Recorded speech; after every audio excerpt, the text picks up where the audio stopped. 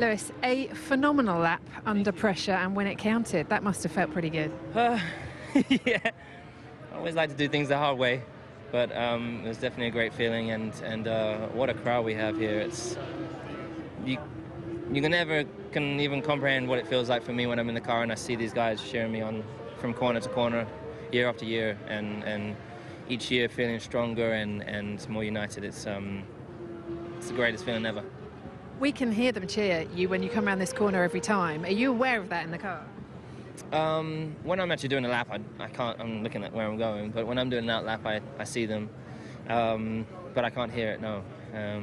Sometimes you wonder whether you hear something and then you realize it's something going on in the engine, you know, because the engine makes all these weird noises when the turbo's spinning up or when it's not. So, but I can definitely feel it, you know, like as I said, on those out laps, you can feel it. It's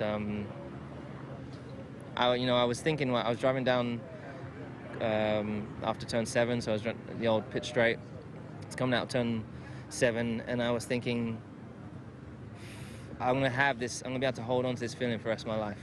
You know, even beyond Formula 1 when I'm old, and you know, when I'm coming here with a walking stick or whatever. I will still remember, no matter, you know, there'll be other Brits come along in the future, but I'll be able to carry that with me, you know, and that's a wonderful thing. How did you feel going into that final lap? Because you'd had your first lap time deleted, so the pressure was on. How were you feeling when you went out? Still feeling very confident, still? Yeah, still feeling very confident, but of course it's one lap, you know. The first lap's always the banker, and you know, it reminded me of going into Q3 reminded me of, like, my dad would always say, you know, don't drive too fast on the road. And you know, as soon as you get down the road, you drive a little bit faster than, you know.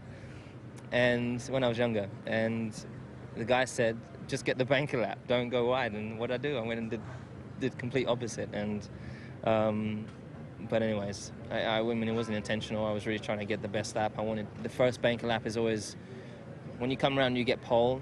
It's a mental blow to whoever you're racing against, and I wanted that. I wanted that for myself and for everyone here. And so when I got it taken away, it was cool because I knew I still had it, and I knew that Nico knew that I had that pace, and it wasn't no small little gap. It was a good gap, so I knew that I could go out and do at least that, if not better. So that's what I did. Just one quick word. Can I finally get from you on what it's going to feel like to sit on the front of the grid tomorrow in front of this crowd? It's, I mean, it's... Do you look at them? Do you look around? Or? Of course.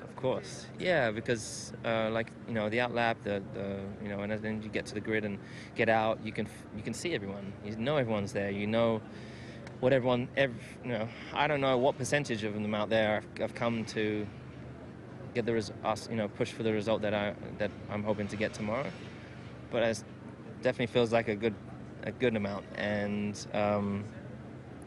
you know, and I want it as much as they do, and that's why I've always had I feel like I have a really good connection with my fans, because I feel like we feel it. We go through the ups and downs together.